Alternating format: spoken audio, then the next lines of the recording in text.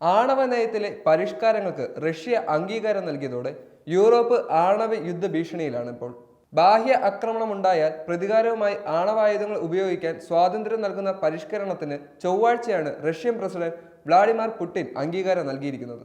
റഷ്യക്കെതിരെ Ukraine 6 ദീർഘദൂര American മിസൈലുകൾ തൊടുത്തുവിട്ടതിന് തൊട്ടു പിന്നാലെയായിരുന്നു റഷ്യയുടെ നീക്കം. ഇതോടെ ഏത് നിമിഷവും യുദ്ധമുണ്ടായേക്കാമെന്ന ആശങ്കയിലാണ് നാറ്റോ രാജ്യങ്ങൾ. സാഹചര്യം നേരിടാൻ തയ്യാറെടുക്കുമെന്ന് വ്യക്തമായി പല രാജ്യങ്ങളിലെ പൗരന്മാർക്ക് ലഘുരേഖ വിതരണം ചെയ്തു കഴിഞ്ഞു. ആണവ യുദ്ധത്തെ എങ്ങനെ നേരിടാമെന്ന് വിവരിക്കുന്ന ലേഖയാണിത്. ആണവ യുദ്ധത്തിന്റെ മുന്നറിയിപ്പുണ്ടായാൽ സുരക്ഷിതമായ സ്ഥാനത്തേക്ക് മാറുന്നത് സംബന്ധിച്ചാണ് സ്വീഡൻ വിതരണം ചെയ്ത ലഘുലേഖയിൽ പറയുന്നത്. ഓരോ വീടുകളിലും സ്വീഡൻ ലഘുലേഖ വിതരണം ചെയ്തു. സംഘർഷ സാധ്യത തുടരുന്ന സാഹചര്യത്തിൽ അടിയന്തര സാഹചര്യങ്ങൾ നേരിടാൻ തയ്യാറെടുക്കണമെന്ന് നോർവേ ജനങ്ങളോട് ആവശ്യപ്പെട്ടിട്ടുണ്ട്. ഒരാഴ്ചത്തേക്കുള്ള ഭക്ഷണവും വെള്ളവും അടക്കമുള്ളവ കരുതണമെന്ന് ഡെൻമാർക്ക് പൗരന്മാരോടും ആവശ്യപ്പെട്ടു. ഏത് സംഭവങ്ങളെയും നേരിടാൻ സജ്ജരാകണമെന്ന് ഫിൻലാൻഡും വ്യക്തമാക്കി. റഷ്യക്കെതിരെ തങ്ങളുടെ ദീർഘദൂര മിസൈലുകൾ പ്രയോഗിക്കാൻ US പ്രസിഡന്റ് ജോ ബൈഡൻ യുക്രൈന് അനുമതി നൽകിയതിന് പിന്നാലെയാണ് സാഹചര്യങ്ങൾ കൂടുതൽ വഷളായത്.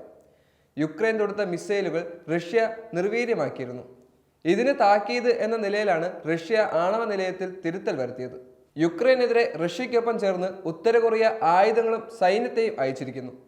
യുക്രൈനെതിരായ യുദ്ധത്തിൽ റഷ്യയ്ക്കൊപ്പം അണിനിരന്ന് ഉത്തര കൊറിയ 10,900 വരുന്ന ഉത്തര കൊറിയൻ സൈനികരെ യുക്രൈനെതിരെ കുർസ്ക് മേഖലയിൽ റഷ്യ വിന്യസിച്ചതായി ദക്ഷിണ കൊറിയൻ നിയമനിർമ്മാതാവിനെ ഉദ്ധരിച്ച് അന്താരാഷ്ട്ര മാധ്യമങ്ങൾ റിപ്പോർട്ട് ചെയ്തിരുന്നു. യുദ്ധത്തിനായി കൂടുതൽ ആയുധങ്ങളും ഉത്തര കൊറിയ അയച്ചതായി റിപ്പോർട്ടിൽ പറയുന്നു. ഒന്നിലധികം റോക്കറ്റ് ലോഞ്ചറുകൾ അടക്കമുള്ളവയാണ് അയച്ചത്. ഈ മാസം മോസ്കോ സന്ദർശന വേളയിൽ റഷ്യൻ പ്രസിഡന്റ് വ്ളാഡിമിർ പുടിനുമായി ഉത്തര കൊറിയൻ വിദേശകാര്യമന്ത്രി ചോ സൺ ഹുയി കൂടിക്കാഴ്ച നടത്തിയിരുന്നു. തീർത്തും അസാധാരണമായിരുന്നു കൂടിക്കാഴ്ച.